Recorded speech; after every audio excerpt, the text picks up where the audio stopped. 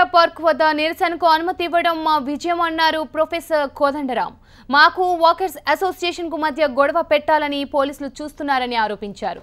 ఈ ఒక్కరోజే కాదు ప్రతిరోజు నిరసనలకు అనుమతి ఇవ్వాలని కోదండరాం డిమాండ్ చేశారు.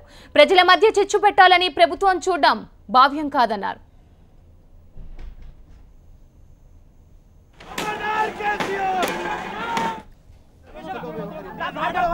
ఈ కుట్టిల నీతిని భగ్నం చేసిన ధర్నా చౌక్ను సమస్యలను పరిష్కరించడానికి మేము ఆల్రెడీ గవర్నమెంట్కు విజ్ఞప్తి చేసినాం.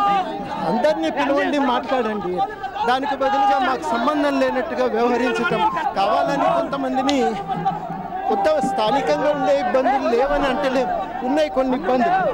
వాటిని శాంతియుతంగా చర్చించి పరిష్కరించాల్సింది పోలీసులు. మా కార్యాచరణ మేము తప్పకుండా శాంతియుతంగా మాట్లాడుకొని నిర్ణయం తీసుకొని కొనసాగిస్తాం. ఇవాళ జరిగిందల్లా ఏంటంటే కొంతమంది మఫ్టీ పోలీసులే దాడులకు దిగినరు తప్ప ఎవరు దాంట్లో పాల్పడలేదు.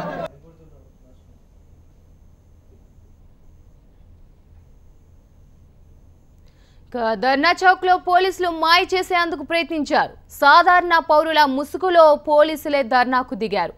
అంతేకాదు, ధర్నా చౌక్ వద్దు, ఇందిరా పార్క్ ముద్దు అంటూ సిఐతో మహిళా కానిస్టేబుల్ ప్లకార్డులు ప్రదర్శించారు. మీడియా గుర్తుపట్టి విజువల్స్ తీయడంతో అక్కడి నుంచి సిఐ శ్రీదేవితో పాటు మహిళా కానిస్టేబుల్లు పరారయ్యారు. ఇక దీనిపై మరింత సమాచారం మా రిపోర్టర్ సందీప్ అందిస్తారు. సందీప్, ప్రస్తుతం పరిస్థితి ఏ విధంగా ఉంది?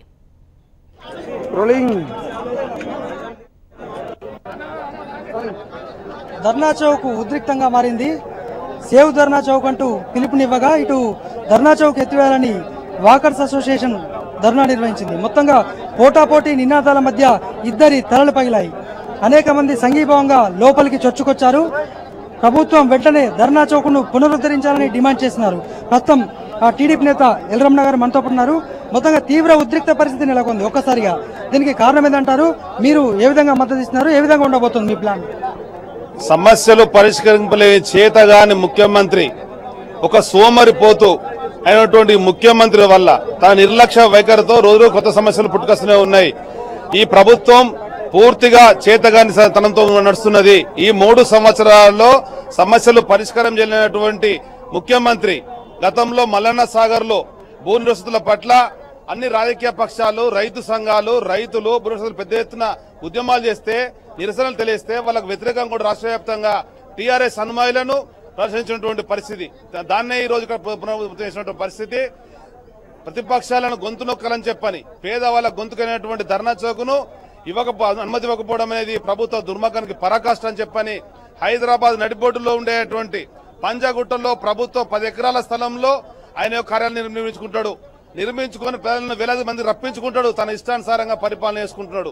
పేదవాళ్ళ గొంతుకునేటువంటి ధర్నా చౌక్ సంబంధించినటువంటి నడిబొడ్డులో 10 ఎకరాలు కేటాయించే బాధ్యత మరి కేసీఆర్ మీద ఉంది.